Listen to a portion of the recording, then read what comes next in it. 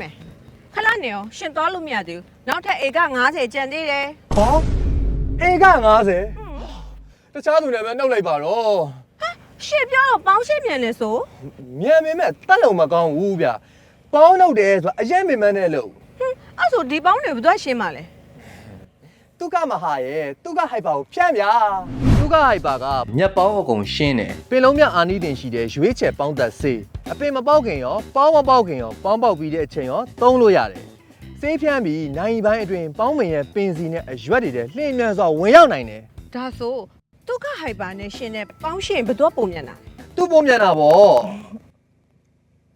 ပေါင်းရှင်းမြန်တာတုကဟိုက်ပါ